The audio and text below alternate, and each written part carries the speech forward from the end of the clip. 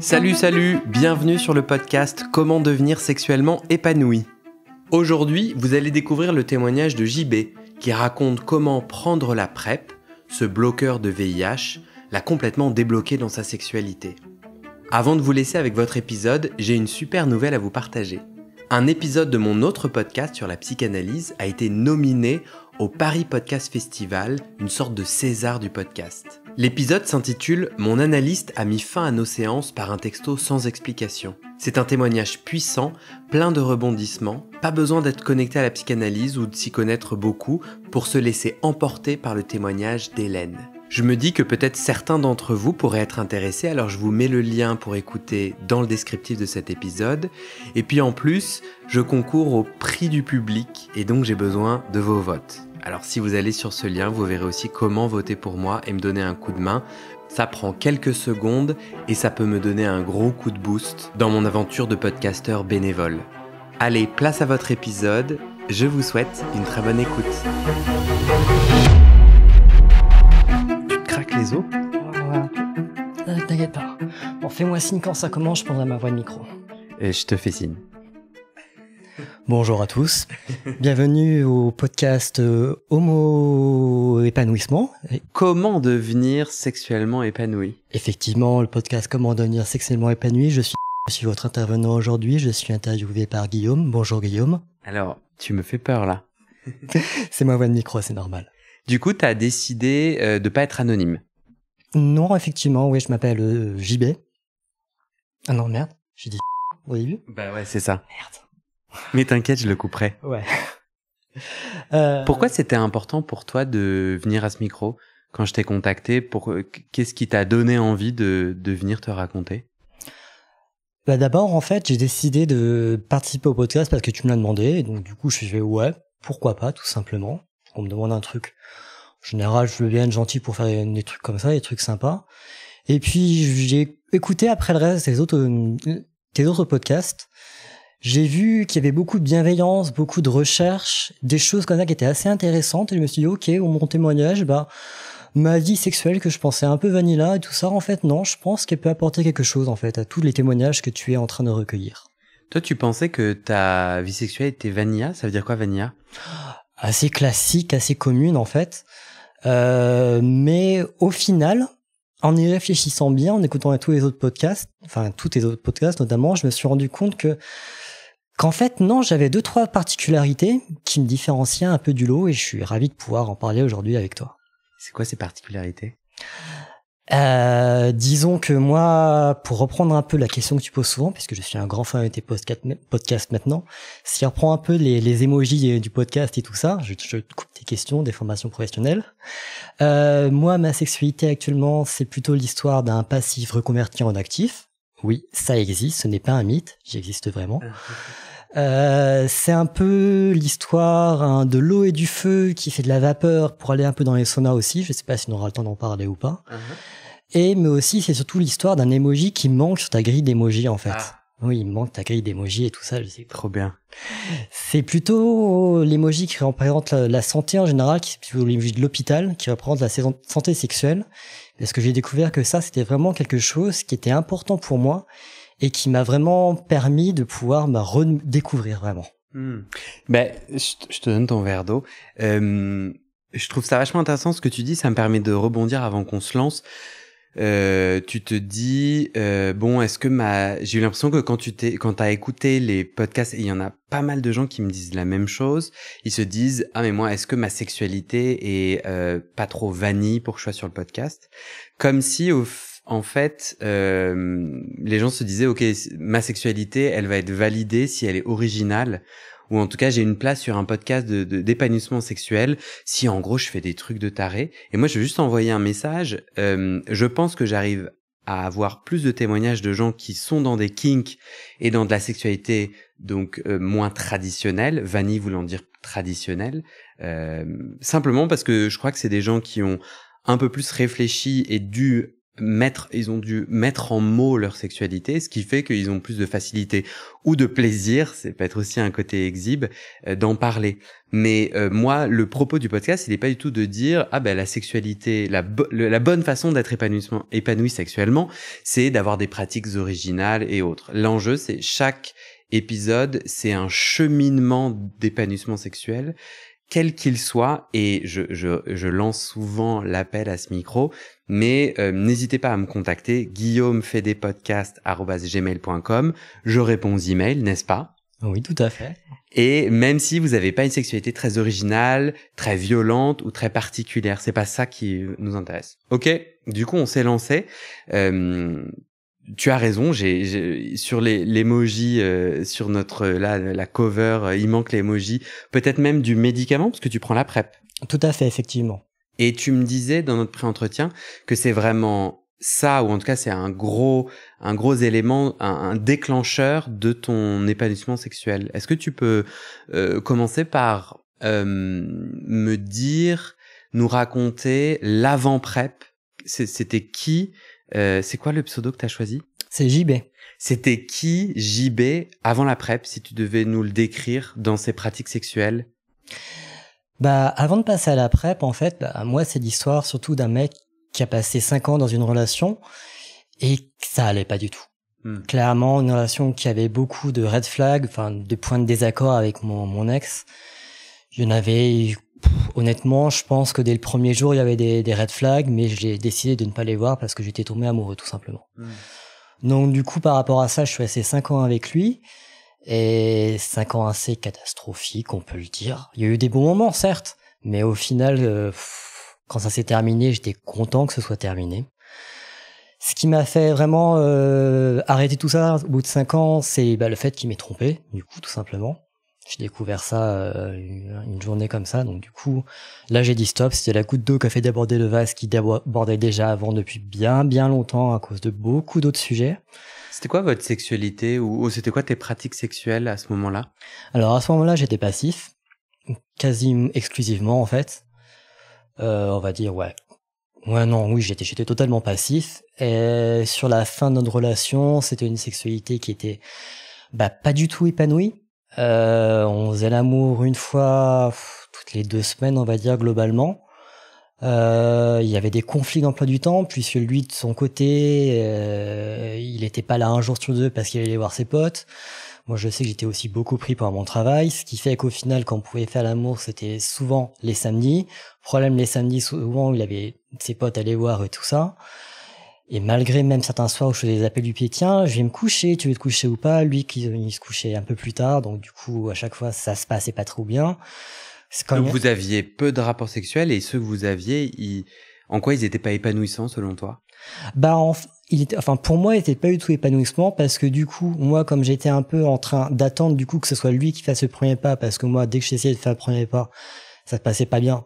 Donc du coup, j'attendais que ce soit lui qui fasse le premier pas. Donc du coup, j'étais méga frustré. Je passais du temps dans la peur de dire mince, si jamais il veut faire l'amour ce soir et que je me suis branlé aujourd'hui, ça pourra pas le faire. Donc du coup, je me branlais jamais. Pourquoi tu peux pas te branler et faire l'amour? Tout simplement parce que sinon, si je me mets pas à jour, il va pas être content, tout simplement. C'est-à-dire que toi, quand tu te masturbes une fois dans la journée, après t'as plus envie de jouir, c'est ça? Oui, voilà quoi, tout simplement. Donc du coup, par rapport à ça. Et ça, il t'avait déjà dit que ça lui déplaisait? C'est surtout qu'en fait, qu'une fois que je me suis déjà masturbé, j'ai envie de dire, ok, c'est bon, c'est passé, j'ai envie de me reposer un peu et tout ça. T'as plus de désir. Voilà, quoi, le désir était plus là. Effectivement, sur la fin, là, au bout de 5 ans ensemble, le désir était quasiment absent. Donc, du coup, à attendre à chaque fois qu'il fasse ce premier pas, je me souviens même la dernière fois qu'on a vraiment fait l'amour, je lui ai littéralement dit, tiens, viens, on fait l'amour et tout ça. Lui, il dit non, il voulait pas. Du coup, je suis parti me coucher. Comme j'étais frustré sexuellement, j'ai pas réussi à dormir. J'ai passé 2 heures sans réussir à pouvoir m'endormir. Au bout de 2 heures, il a finalement consenti à venir dans le lit. Il était chaud pour faire l'amour, donc j'ai dit, ok, on y va, ça y est. Puis à la fin, je me suis pris quand même un taquet dans la gueule. Oh, t'as vu l'heure et tout ça, c'est pas sorti qu'on faut faire l'amour. Demain, faut que je me lève, etc., etc. Donc c'est vrai qu'au final, j'étais là en mode super, yes. Génial. Et du coup, toi, à ce moment-là, tu voyais ta sexualité plutôt en monogamie? Non, je crois en exclusivité, pardon. Oui, tout à fait. On était exclusifs. Enfin, je le croyais qu'on était exclusif. J'ai découvert un peu plus tard après qu'en fait, on n'était pas exclusif. Mais sur le coup, voilà quoi, je pensais au sexe comme plutôt un devoir à faire, tout simplement. Vraiment, clairement, un devoir à faire pour faire passer le temps. Ouais. Vous en parliez de sexualité, tu disais que tu te sentais frustré et que t'attendais que ça soit lui qui fasse le premier pas. C'était un sujet de conversation dans votre couple, la sexualité? Non, parce qu'en fait, on parlait pas beaucoup, en fait, tout simplement. On n'avait pas beaucoup de sujets de conversation. Et même au niveau des points en commun, on avait beaucoup de sujets de désaccord. On avait du mal à faire des activités ensemble aussi. Donc, il y a beaucoup de choses comme ça, beaucoup de points rouges, en fait, qu'auraient dû me faire ouvrir les yeux beaucoup plus tôt que ça. Moi, ça fait partie de mes objectifs.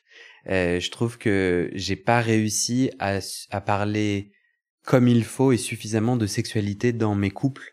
La capacité, tu vois, quand tu te connais petit à petit, d'arriver à continuer à parler de pratiques, de fantasmes, de désirs, moi je trouve ça pas évident. Voilà. J'avais quand même essayé d'aborder 2-3 sujets. Par exemple, à un moment, j'avais regardé des jockstraps. Je lui dis, tiens, je trouve ça super séduisant, t'en penses quoi et tout ça. Sa réponse était non, oui, ouais, ça me plaît pas et tout ça. Et puis si c'est opportun, tu pourras jamais le porter dehors parce que je veux pas que d'autres mecs te voient avec et tout ça. Donc, moi, je fais ok, bon, stop, ok, j'arrête de regarder ça. C'est pas un truc qui lui plaît, donc du coup, c'est un truc qui ne doit pas me plaire à moi. Il était aussi méga jaloux. Certaines boutiques, par exemple, une fois on allait à Disneyland, tout simplement.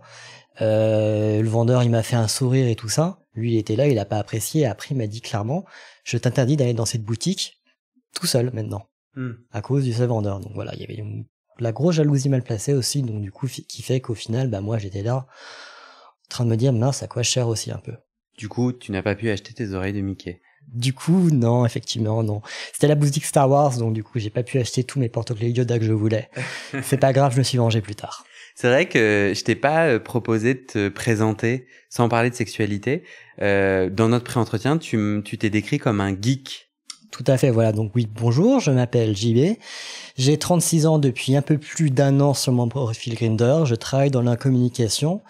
Et c'est vrai que je suis assez geek, assez porté sur les jeux vidéo, même si là j'ai fait une petite pause en ce moment, parce que les jeux vidéo ont tendance à être assez addictifs. Et là j'ai décidé de faire une petite pause, pour de reprendre un peu plus tard.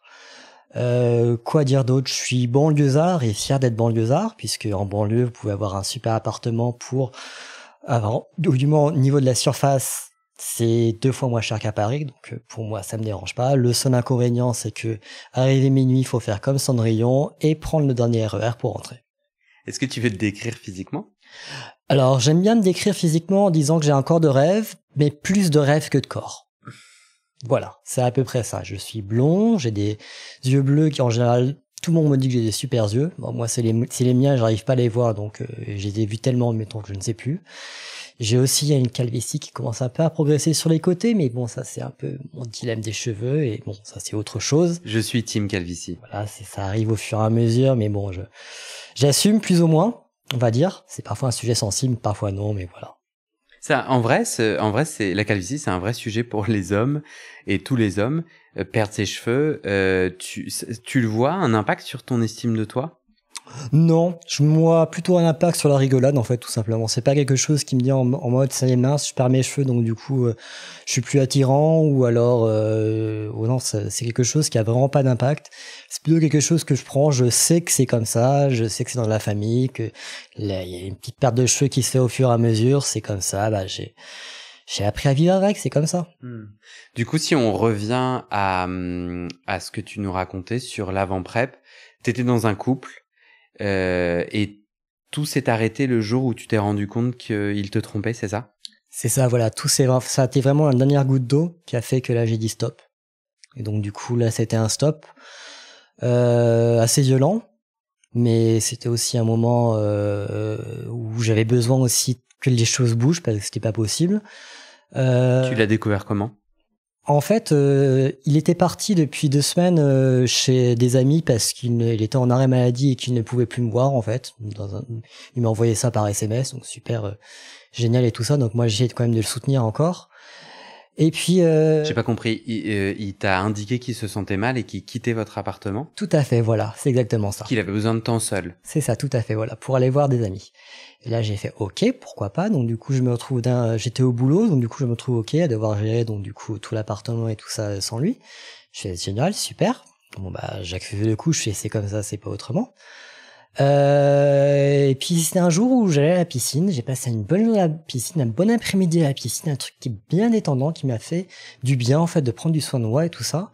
Puis je rentre chez moi et là j'ai un mauvais pressentiment, mais vraiment un méga mauvais pressentiment. Et là je fais ok, bah on va suivre ton intuition, je me crée un compte Grindr. Je savais où il était chez des amis, donc du coup je fais explorer la localisation, voir qui est là. Et là qui je trouve, bah là mon ex avec des photos qui datent de l'an dernier et tout ça. Là, j'ai fait OK. Bah, du coup, je l'ai appelé. Je l'ai appelé histoire d'avoir déjà 2-3 réponses par rapport à des trucs qu'on avait laissés en suspens. Histoire d'avoir moins des réponses pour moi. Et tu parles de quoi? Des réponses par rapport à des différents qu'on avait, autres différents, dans notre couple, notamment par rapport à l'état de nos finances, par rapport aussi à l'usage de stupéfiants, aussi des trucs dans ce genre-là, enfin, des choses qui empoisonnaient un peu notre couple. Et après, je lui lâche la bombe, clairement, et je lui fais, voilà, quoi. C'est bon, tu vas arrêter. Je t'ai vu sur Grindr, donc voilà, c'est quoi le problème? Et là, bien sûr, il m'a sorti l'excuse classique que c'était de ma faute, bien évidemment, parce que je ne lui faisais pas l'amour. C'est à quoi je lui ai répondu, c'est normal, ça fait 2 semaines que tu viens de quitter l'appartement. Comment tu veux que je te fasse l'amour? Sur ce, il m'a répondu, oh, tu m'énerves, je raccroche, on en reparlera quand je reviendrai. Et donc, j'ai décidé de le quitter de la façon la plus classe du monde, par SMS, tout simplement.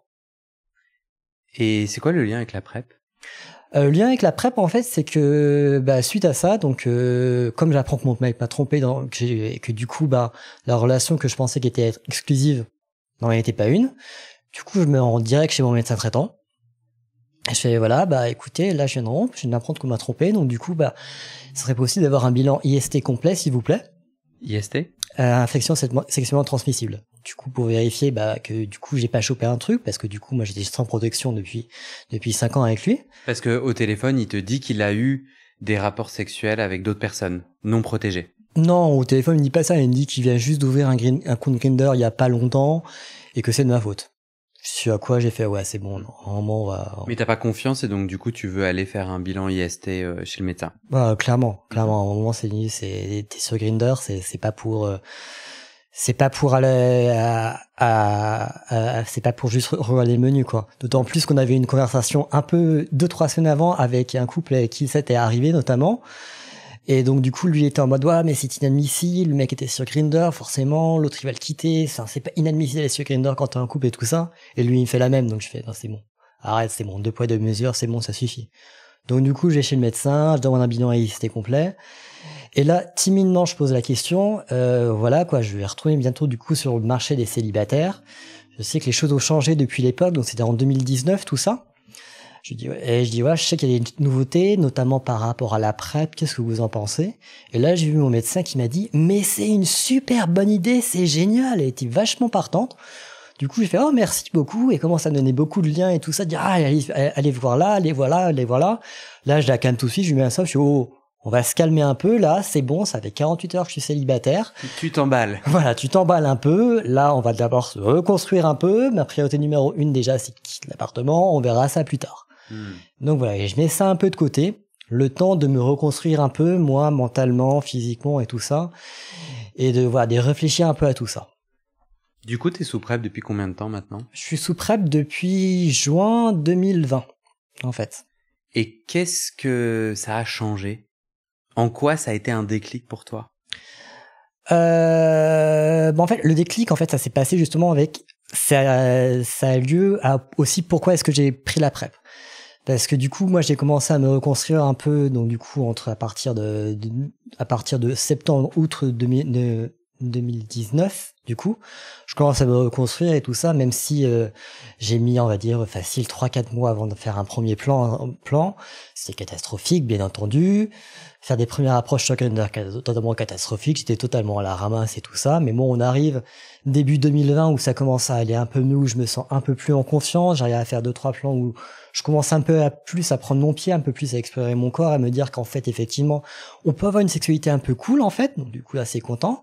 Et là arrive mars 2020. Et qu'est-ce qui se passe en mars 2020? Le confinement. Le confinement, Olana. J'ai eu peur de pas trouver la réponse.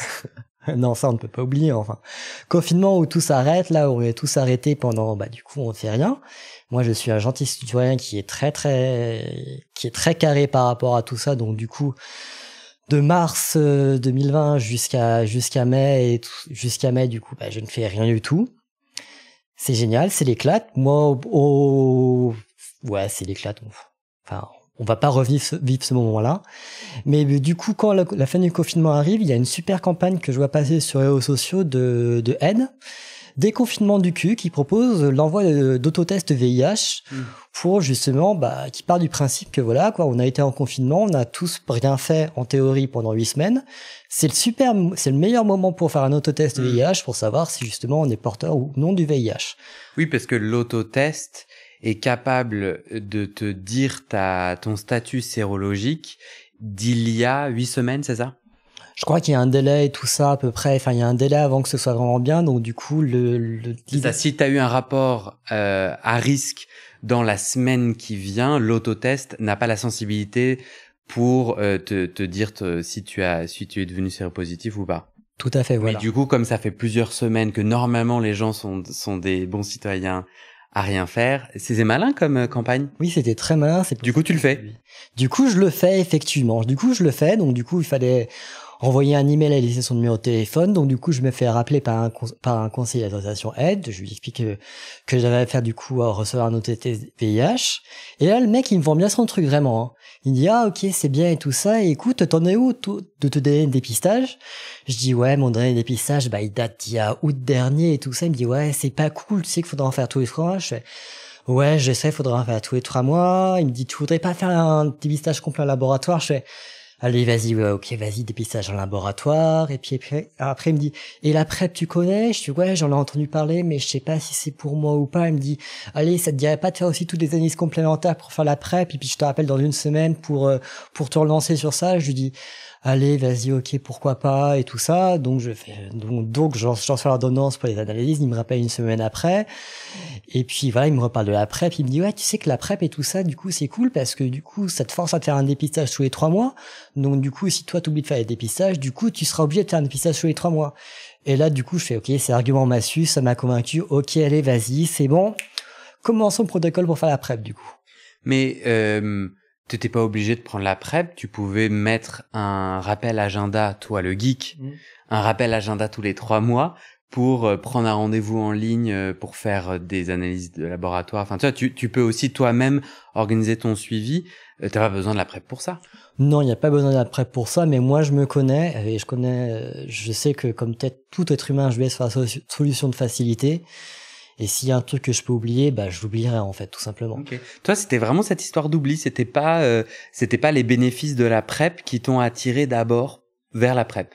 Et effectivement, c'est vraiment il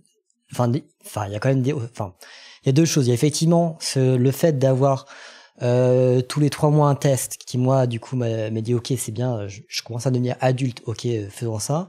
Et il y a aussi effectivement un autre côté un peu plus philosophique dans la PrEP qui m'a aussi attiré. On est quand même dans un pays, en France, on est quand même une puissance mondiale. C'est quand même, on a accès à un outil qui est quand même assez révolutionnaire pour justement lutter contre la pandémie de VIH dans le monde. Et c'est cool, du coup, nous on peut en profiter en plus gratuitement. Je pense que c'est important et c'est un peu aussi, peut-être même limite militant aussi, un peu de l'apprendre, parce que du coup on se dit qu'on participe à notre mesure dans la lutte contre cette pandémie aussi. Okay. C'était vraiment les raisons qui au début m'ont fait pousser vers la PrEP. Au début, je suis rentré vraiment là-dedans à cause de ça. Du coup, il y a 2 façons de prendre la PrEP. On n'a jamais défini la PrEP, mais il n'est jamais trop tard. Pour celles et ceux qui seraient encore en train d'écouter en se disant mais de quoi il parle depuis le début, ce qui n'est quand même pas très intéressant. La PrEP, c'est le fait de se médicamenter, de prendre un médicament qui va bloquer le VIH si jamais tu fais si tu as un rapport à risque. Dans ce cas-là, tu n'as pas le VIH, c'est ça? Et c'est fiable à 100% selon toi? C'est ça. Alors en gros, la PrEP, donc ça ressemble à une sorte de gros Doliprane en fait, pour citer la marque en fait, qui peut être de couleur vert ou bleu. C'est un médicament, moi j'ai décidé de le prendre en continu, mais c'est-à-dire que je le prends tous les jours, à heure plus ou moins fixe. Il y a un créneau d'environ 2 heures pour le prendre. En gros, ça agit comme un pare-feu sur Internet. Parce que je suis très geek, donc du coup, j'ai utilisé les métaphores du pare-feu. Et de Star Wars, s'il te plaît, c'est ton défi. Avec Star Wars, définir la PrEP par Star Wars, ça je ne sais pas, je ne pourrais pas dire. C'est un pare-feu contre le VIH. Voilà, c'est vraiment un pare-feu contre le VIH qui fait effectivement, si on est en contact avec une personne dont la charge virale est élevée, et c'est souvent des personnes qui ne sont pas dépistées et qui ne le savent pas, et donc par rapport à ça, c'est un médicament qui du coup empêche d'être devenir à son tour porteur du VIH. Parce que c'est vrai qu'on peut oublier, mais quelqu'un qui a le VIH, qui est séropositif et qui prend son traitement, il est, on dit, indétectable, ce qui fait qu'en fait, il ne peut pas transmettre le virus. Tout à fait. Et ça, c'est quelque chose que j'ai découvert aussi au moment où j'ai commencé à prendre la PrEP. Parce que du coup, mon côté geek, ça veut dire, je suis geek au sens large, donc du coup, ça veut dire que je suis aussi curieux. Et qu'avant de prendre la PrEP, je me suis un peu renseigné notamment. Et c'est là que je savais déjà que les personnes qui vivent avec le VIH pouvaient être indétectables. Mais je ne savais pas que indétectable voulait dire intransmissible. C'est le fameux U = U, qui a notamment fait un peu les sujets d'un épisode de Drag Race France cette année. Mais effectivement, U = U. Indétectable veut dire intransmissible. Une personne qui est... En anglais, c'est ça. Undetectable. Undetectable, untransmittable. J'aurais pas fait mieux que toi, je t'ai laissé le dire. Et c'est très bien, c'est très clair. Donc ça, c'est le fait que quelqu'un qui porte le VIH ne le transmet pas s'il prend soin de sa santé. Voilà. Et ce qui est, non seulement il ne le transmet pas, mais en plus, comme il est déjà sous médicament, il peut pas l'attraper à nouveau. Donc en fait, moi, ce que je le vois, je crois qu'il y a d'autres personnes qui pourront en parler beaucoup mieux que moi, notamment les personnes qui vivent avec le VIH qui pourront en parler beaucoup mieux que moi. Et je pense que même je vais leur laisser je pense que c'est mieux que ce soit une personne qui vit avec le VIH qui en parle. Mais du coup, toi, quand le moment où tu te dis que tu vas prendre la PrEP, c'est quoi? Est-ce que tu avais des inquiétudes particulières ou des questions particulières? Première inquiétude que j'avais, c'est savoir est-ce que déjà mon corps allait tolérer ou pas le médicament, parce que c'est un truc à prendre tous les jours. Au final, je me suis rendu compte que j'en ai eu juste pour une petite semaine à avoir mal au ventre en fait, et que ça, c'est pas grand-chose au final. Autre inquiétude que j'avais, non, pas vraiment, parce que je sais que je m'étais renseigné sur notamment les différents essais cliniques qui avaient été faits, notamment un essai clinique, je crois que c'est Hyperguerre entre la France et le Canada, si je dis pas de bêtises, qui est un essai clinique qui s'était arrêté prématurément parce que le comprimé en lui-même, donc de PrEP, avait eu plus de succès. Et il y a un succès tellement fort que continuer l'étude avec un placebo n'était plus éthique. Donc du coup, par rapport à ça, moi, j'avais aucune inquiétude par rapport à tout ça. Donc tu décides de la prendre. Oui. Attends, je me resserre de l'eau en même temps. Pendant ce temps-là, je peux raconter que moi, c'est marrant qu'on se rend compte maintenant, mais je viens de commencer la PrEP, donc j'ai suivi le même parcours que toi. En tout cas, les mêmes questions que toi, pas toutes. Moi, j'avais quand même l'inquiétude de prendre de la chimie. De prendre un médicament chaque jour. En me disant tu vois, je suis pas malade, donc et ça c'est juste c'est libre à chacun, mais moi personnellement en fait je préfère ne pas avoir de médicaments quand je peux, donc j'avais cette question là. Et l'autre truc, c'est que j'ai pas du tout mal au ventre, et je la prends depuis vendredi, et on est lundi Effectivement, donc c'est vraiment tout neuf, et possiblement j'aurai mal au ventre après. Pour le moment pas. Du coup, t'étais en train, je te demandais quelles étaient tes questions clés. T'as répondu autour de la PrEP, et tu te mets à prendre la PrEP. Et je me rappelle que tu m'as dit dans le pré-entretien que ça t'a pas tout de suite libéré. Il y a eu quelques mois d'adaptation. Est-ce que tu peux me raconter? Oui, parce que c'est vrai qu'au début, en fait, il y a eu plusieurs phases. Je commence à prendre la PrEP, je continue à avoir des rapports sexuels et à redécouvrir du coup ma sexualité. On sort du confinement, donc du coup là, tout était en pause, donc il y a toute une machine qui se remet en route pour se redécouvrir sexuellement et tout ça, et des contacts à prendre et tout ça. Donc je commence à avoir à nouveau donc du coup des rapports sexuels. Je commence à en faire du coup sans préservatif avec des personnes et tout ça, mais Je commence tranquillement, je continue à avoir une sexualité un peu classique et tout ça sans trop me poser de questions, jusqu'à mon premier bilan d'analyse où là je vois que ok, tout était négatif. Donc là, super content, je fais génial. Donc du coup, je pousse un peu plus loin les choses et tout ça. Et au fur et à mesure de faire donc les analyses, je me rends compte qu'effectivement, je me pose, parce que suite à ces premières analyses qui sont positives, il y a la petite période de foi aussi qui arrive, qui se dit, ça y est, c'est cool, maintenant je peux tout faire. Et donc du coup, il y a une période où je me dis, ok, c'est bon, je peux enchaîner les plans bareback, donc du coup sans préservatif, sans me poser des questions, je suis invincible et tout ça. J'ai eu une petite période comme ça, qui s'est calmée après. Et je me suis posé du coup la question, ok, donc tu prends la PrEP et tout ça, la lune de miel est passée, maintenant qu'est-ce que ça va apporter dans ta vie? Qu'est-ce que toi, JB, ça fait que toi maintenant tu te sens mieux? Parce que jusqu'à ce point-là, elle ressemble à quoi ta sexualité du coup? Tu dis je rencontre des gens, un sexe un peu vanille, donc t'es passif, c'est ça que j'entends? Oui, à l'époque, j'étais déjà en train de devenir plutôt polyvalent. Je me décrivais plutôt comme polyvalent. C'est-à-dire, tu pénètres et t'es pénétré? Tout à fait, voilà. En train de découvrir mon côté plus actif, en train de découvrir que je pouvais trouver du plaisir aussi en tant qu'actif.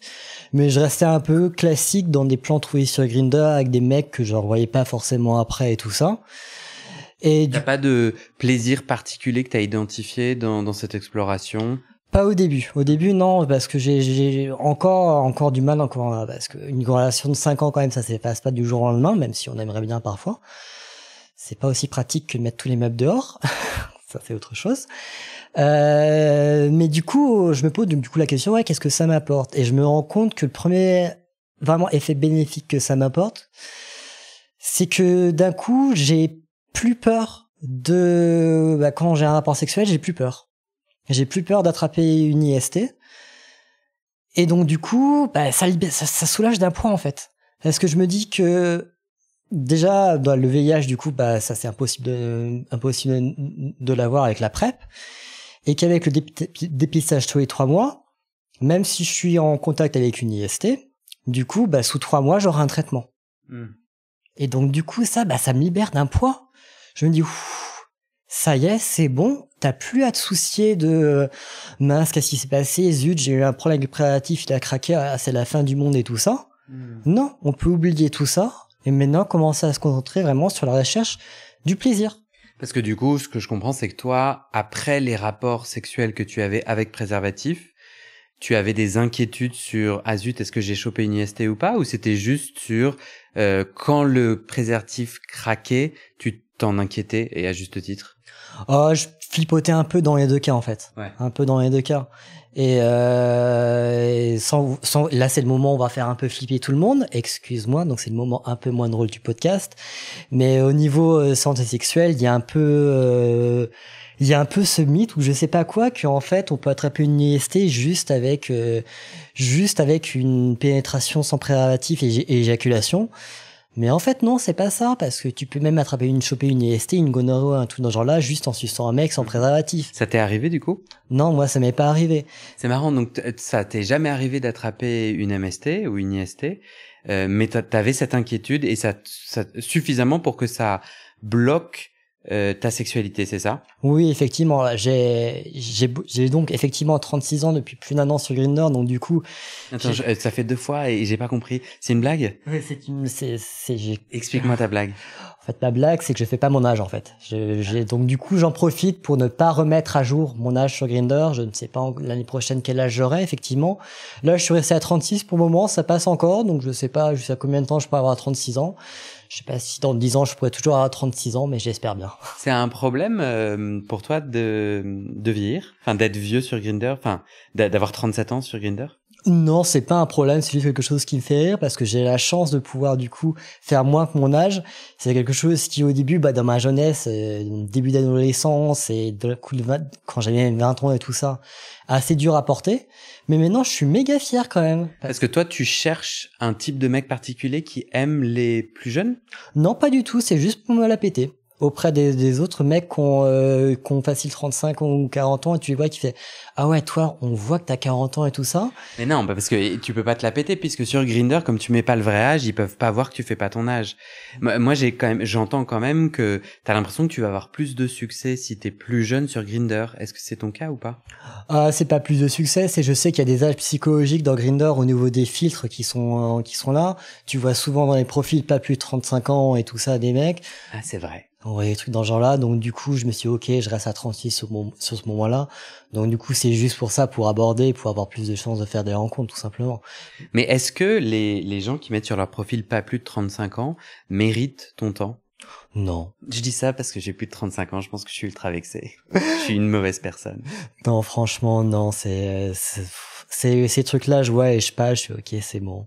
Je veux pas. J'aime bien aussi moi, j'aime bien tous les mecs qui marquent no tap sur leur profil, leur envoyer exprès une tape juste pour les faire chier. Ça c'est quoi une tape? C'est quand on voit juste une petite flamme en fait pour dire hey ton profil m'intéresse en fait. Et j'aime bien juste leur envoyer ça parce que voilà. En vrai je l'ai aussi déjà fait. Les gens qui disent surtout faites pas ça et qui m'engueulent sur leur profil, j'avoue je le fais parfois quand j'ai apparemment du temps à perdre. Donc toi le moment, c'est vachement intéressant parce que moi j'ai décidé de prendre la PrEP justement parce que j'avais vraiment, je suis hypocondriaque des MST. Enfin j'ai arrivé après des rapports sexuels protégés où en fait les pratiques qui ont été réalisées permettent ultra difficilement le transfert de MST, tu vois. J'arrivais quand même après à avoir des inquiétudes profondes que moi je pense viennent de ma difficulté à accepter mon homosexualité dans le passé, mais je continuais à porter ce bagage de culpabilité et de peur. C'est pour ça que je suis allé vers la PrEP. C'est marrant, mais toi, on a l'impression que t'es arrivé dans la PrEP un peu par hasard et qu'après coup, tu t'es rendu compte de son potentiel libérateur. J'ai quand même eu les mêmes inquiétudes que toi parce que à l'époque, donc du coup dans les années 90, je me souviens d'un reportage sur France 2, où c'était encore FR2 à l'époque, je sais plus, le journal de la 2 qui m'avait marqué. C'était un reportage donc du coup sur la pandémie de VIH avec des statistiques et tout ça sur la probabilité donc d'obtenir d'avoir quand un partenaire était positif, que l'autre partenaire soit positif ou non, attrape lui aussi le VIH. Et moi, ce que j'en avais retenu à l'époque, parce que j'étais tout jeune, tout ça du reportage, c'est que tu pouvais avoir le VIH à partir du moment où tu avais une relation sexuelle non protégée, tout simplement. Que ça arrivait spontanément, en fait. Donc du coup, c'est vrai que ça, au début, je disais, oh, c'est pas vrai, on peut avoir ça d'un coup qui arrive, paf, comme par magie. C'est le cas, non? En fait, non, là, dans la tête que j'ai, alors, dans ton imaginaire. Dans mon imaginaire que j'avais, c'est entre deux personnes qui étaient même pas, deux personnes qui n'étaient pas porteuses du VIH. Si elles avaient un rapport sexuel non protégé, elles pouvaient avoir le VIH. Donc voilà, donc j'ai été un peu par rapport à ça, un peu traumatisé par rapport à ce reportage-là. J'ai mis plusieurs années à comprendre que je m'étais totalement gouré sur ce point-là. Mais c'est vrai qu'au niveau sexualité, j'étais là, oh, mais je ferai jamais l'amour, c'est pas possible, c'est trop risqué. Ouais, toi, t'as l'impression d'avoir baigné dans des messages homosexualité égale maladie? Mais totalement, on a une grosse tendance à avoir surtout des campagnes assez fortes sur le VIH et sur le sida par rapport à ça, des messages assez chocs, assez violents qui ont fait que moi quand j'avais un adolescent par rapport à tout ça, j'avais du mal à me retrouver là-dedans. Donc du coup, c'est vrai que ça a porté un coup aussi par rapport à ma sexualité et tout ça. Du coup, tu prends la PrEP, t'as un moment lune de miel en mode c'est la fête, tu te dis j'enlève le préservatif. Pour toi, c'était important de pouvoir avoir des pénétrations sans préservatif? Ça change beaucoup ton épanouissement sexuel? C'est pas tant le fait de retirer le préservatif qui a changé mon épanouissement sexuel. Ce qui a vraiment changé, donc c'est que d'une part, moi du coup j'étais à la recherche du plaisir, du désir, et donc de nouvelles sensations. Et c'est surtout d'en parler du coup avec mes partenaires, leur demander où ils en étaient justement dans leur statut sérologique aussi, savoir si c'est des stress et tout ça.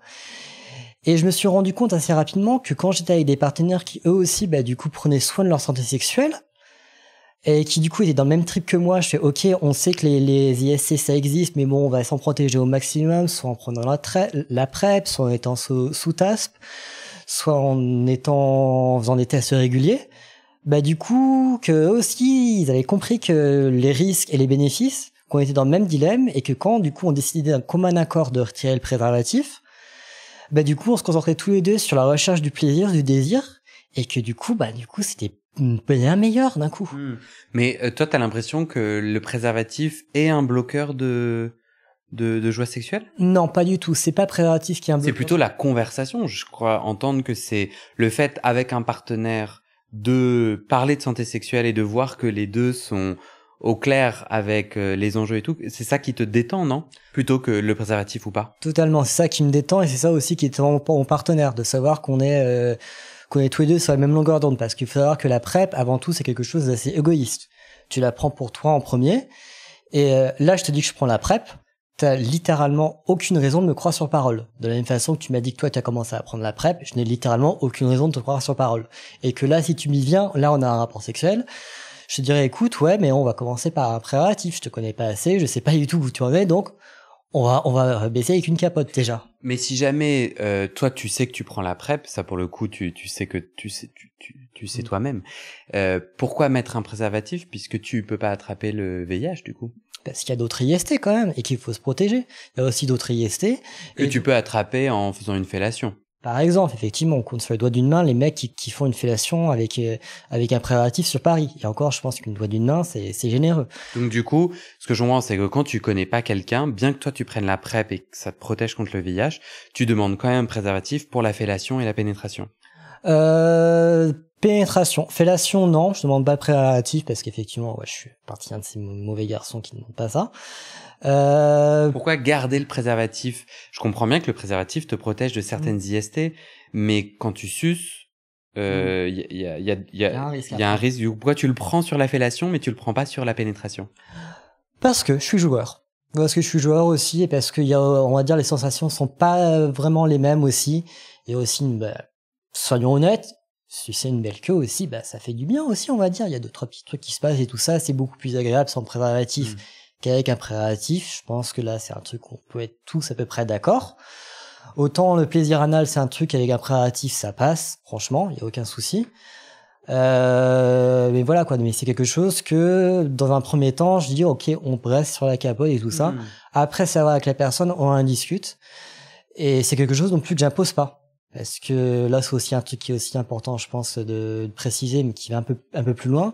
Retirer un préservatif sans l'accord de son partenaire, c'est un non, ça t'appelle un viol, tout simplement. Et ça, clairement, ça me fait pas triper. Le consentement, ça me fait triper, mais par contre, pas le viol. Toi, ça t'est arrivé? Non, ça m'est pas arrivé. Ça m'est arrivé à des proches, par contre, à des amis, du coup, qui ont pu profiter, qui ont eu le bon réflexe d'aller aux urgences, et de profiter du TPE, traitement post-exposition. Donc ça, c'est un traitement qui est donné, qui doit être pris, si je me souviens bien, dans les 24 heures après un rapport sexuel à risque, qui permet d'avoir, du coup, éviter d'être porteur du VIH si jamais la personne en face était porteuse, elle aussi, du VIH. Après, tous les deux, on n'est pas des professionnels de la santé. Du coup, je sais pas si c'est mes questions, mais tu n'as pas à porter la casquette du chef PrEP, TPE et Co. Et puis en plus, comme t'es pas compétent, sans être méchant, je préfère que les gens se renseignent. Oui, carrément. J'ai pas eu tout le syndrome du chevalier blanc. Je suis pas là pour vous dire les choses à faire ou à ne pas faire. Je suis là pour raconter juste mon histoire. Ouais. Et le mieux à faire pour en savoir plus sur la PrEP, c'est encore d'aller sur le site aide.org, aides.org/PrEP, PREP. C'est vraiment là où il y a un super dossier qui vous raconte tout sur la PrEP. Et là, moi, je vous encourage à aller voir ça. Moi, tout ce que je peux vous dire, c'est mon expérience. Et puis, des gens que j'ai vécu. Ouais, mais je te disais juste pour que tu te détendes et que tu te sentes pas obligé de donner des infos médicales si t'as pas envie. Du coup, au moment où tu prends la PrEP, ça t'invite à mieux, je sais pas, mais en tout cas, à parler de santé sexuelle avec tes partenaires. Ça te détend. Et tu dis, ça t'aide à mieux chercher le plaisir. Qu'est-ce que tu as découvert sur ton plaisir? J'ai découvert que j'arrivais à prendre beaucoup de plaisir en tant qu'actif. Mais j'arrivais, et que même beaucoup plus qu'en étant passif, en fait. Je pense que c'est aussi un choix, parce que quand tu passes 5 ans à être passif et que tu sens rien, au moment j'avais besoin de couper aussi, donc du coup c'est pour ça que j'ai essayé de tester et d'être un peu plus actif. C'est-à-dire quand t'es pénétré analement, tu ne sens rien? C'est ça, enfin que je sentais pas grand-chose. Mais je pense que si t'insères quelque chose dans ton anus, tu sens quelque chose. Ça veut dire quoi? Enfin, je veux dire, au niveau du plaisir que j'avais, franchement, les relations sexuelles que j'avais donc à l'époque en tant que passif, c'était la relation. Je me débrouillais pour que mon ex jouisse le plus rapidement possible. Ouais. Après, moi, quand je me branlais pas, bon, du coup, c'était super facile de jouir. Je lui jouissais dessus, pardon. Et il était super content. Enfin, après, il m'engueulait, mais ça, c'est autre chose. Et voilà, mais quoi. Du coup, toi, quand il y a un acte pénétratif, je sais pas pourquoi je prends des mots comme si j'étais un scientifique. Quand on m'enculait, vas-y, dis-le. Ouais, je suis assez à l'aise. Non. Ouais. Mais en fait, quand t'es pénétré analement, tu avais, et ou encore, je comprends, encore aujourd'hui, tu as peu de plaisir, c'est-à-dire tu sens quelque chose qui rentre et qui sort, mais ça te fait pas kiffer, c'est ça? Ça me faisait pas trop kiffer, en fait. Pourquoi tu le faisais alors? Parce que j'étais amoureux et je suis resté 5 ans amoureux du mauvais garçon. Donc lui te disait je suis actif et donc toi t'avais envie tu t'imaginais qu'un rapport homosexuel obligeait à la pénétration anale? Et je te pose cette question, oui. Oui, totalement. J'étais encarté vraiment dans ce truc-là. Okay. J'étais vraiment là-dedans et j'étais un peu perdu, j'étais en perte de repères aussi. Et donc du coup, c'est vrai que forcément, j'avais plus aucun repère et donc du coup, dans cette période donc où je me remets en question, où du coup je découvre que la santé sexuelle, du coup ça me fait du bien pour chercher des choses, je me mets à découvrir des nouveaux repères, notamment le fait d'être actif, quelque chose que j'avais eu l'occasion de faire mais qui là aussi était compté sur les doigts de la main en 5 ans, je pense qu'effectivement 5 fois en 5 ans globalement. Et là je commence à découvrir qu'effectivement j'arrive à trouver du plaisir et j'arrive à donner aussi du plaisir. Aujourd'hui, est-ce que tu as réessayé la pratique anale en tant que passif ou de te goder? Est-ce que tu as essayé et trouvé une forme de plaisir en étant pénétré ou en te pénétrant toi-même ou pas du tout? J'ai réessayé 2-3 fois, je crois. C'était bien mais pas top, on va dire. Globalement bien mais pas top, aussi bien avec des partenaires qu'avec des jouets sexuels, puisque il y a eu le confinement aussi, donc au confinement on s'ennuie, donc forcément comme beaucoup de personnes, j'ai acheté des jouets sexuels sur internet. C'était bien mais pas top, globalement. Ouais. Voilà. C'est pas pour toi. C'était pas top, mais je pense que c'est quelque chose que ça serait une prochaine étape dans mon épanouissement, réessayer ça, trouver des bonnes personnes aussi pour arriver à faire ça. C'est quoi une bonne personne pour toi? Aujourd'hui, donc je comprends que t'es célibataire, que t'as plusieurs partenaires sexuels. Tout à fait, effectivement. Et les gens que tu kiffes, ou cette bonne personne avec qui avoir un épanouissement sexuel, un bon rapport sexuel, c'est qui? Enfin, genre, est-ce que t'as un type en particulier ou il y a des trucs vraiment sur lesquels t'accroches? Actuellement, j'accroche vraiment sur les mecs qui sont adultes, qui sont vraiment au fait de leur santé sexuelle. C'est quelque chose moi qui me fait kiffer parce que du coup, je sais qu'on est dans le même trip et qu'on va pouvoir du coup vraiment partir à la recherche du plaisir de l'un de l'autre. Ça, c'est un truc qui me fait vraiment kiffer actuellement. C'est un peu étonnant comme trip, mais ouais, effectivement, c'est un truc moi qui me fait bien kiffer par rapport à ça. Et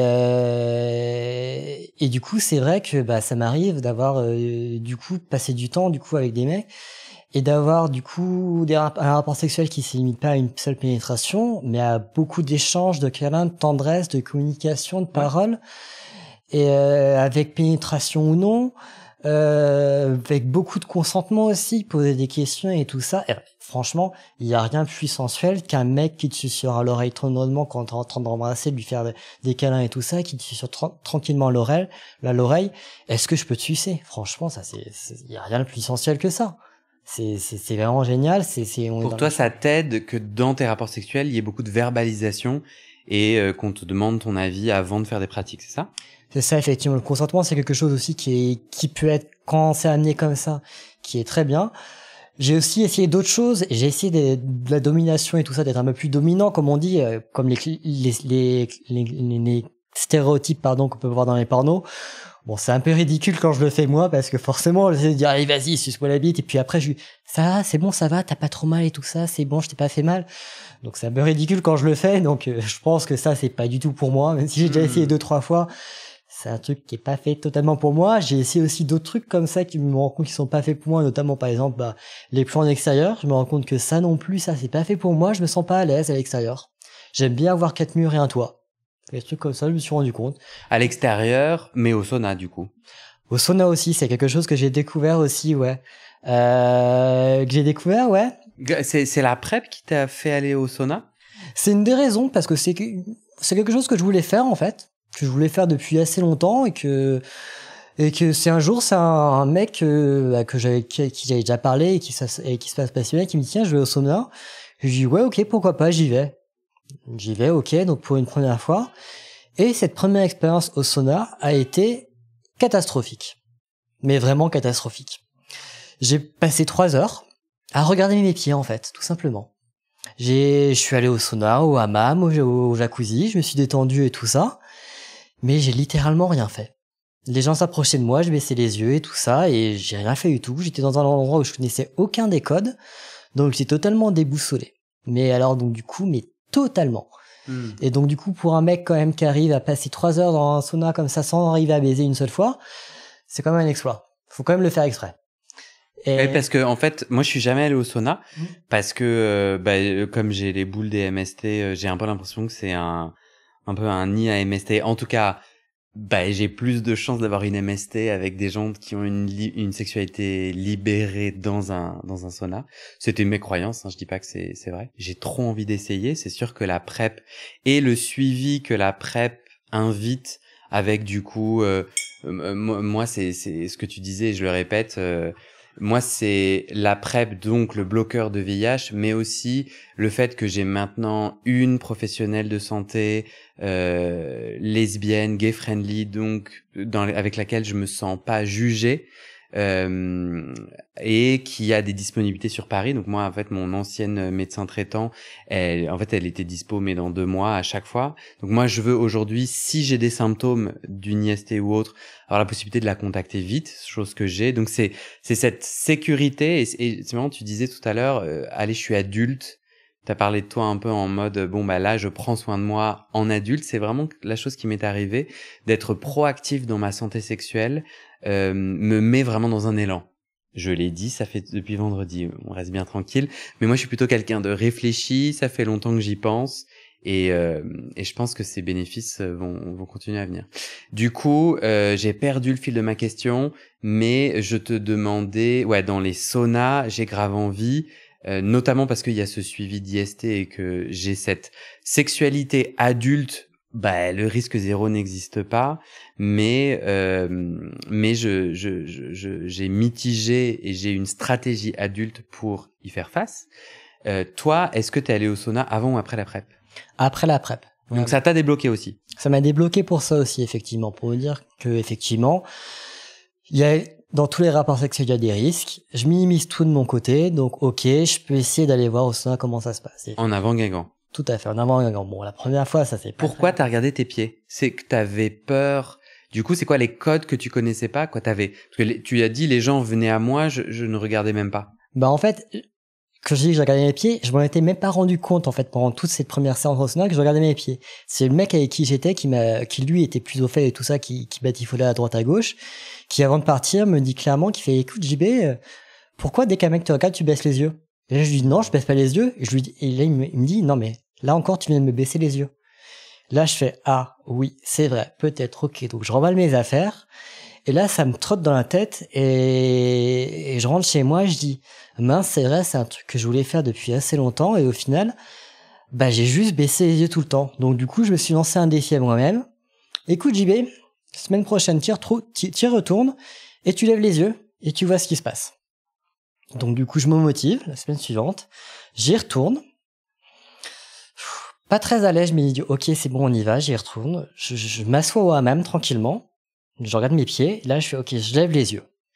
Et là, sans te mentir, au bout de 5 minutes, il y avait un mec à ma gauche qui était déjà en train d'essayer de me toucher et tout ça, 2 mecs à ma droite qui étaient en train de baiser et qui voulaient m'inviter aussi. Là, je les ai regardés, je fais on va se calmer 2 secondes, c'est 5 minutes que je suis là, j'aurais passé une bonne après-midi, donc si vous voulez, si ça vous dérange pas, on va attendre juste un peu et tout ça. Et après, j'ai passé une après-midi qui était un peu plus, du coup, beaucoup plus détendue. Je me suis rendu compte aussi que je plaisais à beaucoup de garçons, qu'il y avait beaucoup de garçons qui venaient me voir et tout ça. C'est pour ça que tu regardais tes pieds, tu te disais je suis pas assez beau. Parce que moi concrètement, Après, une fois c'est intéressant parce que la PrEP et le suivi que ça m'offre balaye, met de côté, en tout cas, solde la question des MST. Et alors là, arrivent les autres sujets qui bloquent mon épanouissement sexuel. Je trouve ça passionnant. Et là, du coup, dans l'idée d'aller au sauna, moi, je me dis, mon corps est pas assez beau. C'est une vérité. Enfin, genre là, j'ai peur d'aller au sauna parce que je me dis, mon corps n'est pas assez beau. Il ne correspond pas. J'ai pas mis le muscle et tout. Est-ce que c'était ton cas? C'était aussi un peu mon cas, mais en fait très rapidement je me suis rendu compte que non en fait. Tu vois des gens de différentes origines ethniques, différentes morphologies.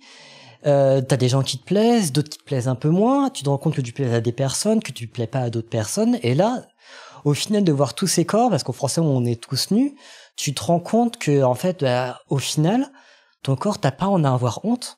Tu peux être là, tu peux être méga fier d'avoir ton corps, et plutôt que, comme moi, de juste regarder tes pieds parce que tu dis mince, personne me regarde. En fait, en permanence, t'as des gens qui te regardent et qui sont là. J'aimerais bien me le taper lui quand même aussi, en fait. Mais comment tu le sais? Bon, déjà, j'imagine t'es dans un sauna, donc il fait chaud. Toi, tu portes des lunettes, là, donc comment tu vois? Alors, au hammam, franchement, je suis une taupe, donc je vois rien du tout. C'est super compliqué, donc du coup, je suis myope, donc du coup, le hammam, déjà qu'il y a de la fumée, enfin, de la vapeur, donc du coup, c'est assez compliqué. Mais du coup, comment tu perçois les messages? Ça se passe beaucoup par les yeux, par le regard et tout ça, par les rapprochements. Donc, oui, mais tu vois rien. Tu peux quand même remarquer, même quand tu vois rien, quand il y a un mec qui te regarde avec insistance quand même, qui te fait des signes de tête et des trucs dans ce genre-là. Donc tu peux choisir toi aussi de renvoyer son regard, l'assistance et tout ça, de faire des petits signes de tête, et viens rapproche-toi et tout ça. Vas-y, mais comment tu rejettes respectueusement quelqu'un sans lui parler? C'est pas un peu le supermarché du cul? Si effectivement c'est quelqu'un qui te plaît pas, tu le rejettes poliment. Soit s'il t'approche avec ta main, il commence à toucher, tu peux prendre la main et la retirer poliment, tranquillement et tout ça. Il y a des choses moi Soit aussi, ça paraît aussi dans le regard, tout simplement. Quand tu regardes quelqu'un qui te fait un signe, toi tu fais le nom de la tête, la personne comprend en général que c'est mort.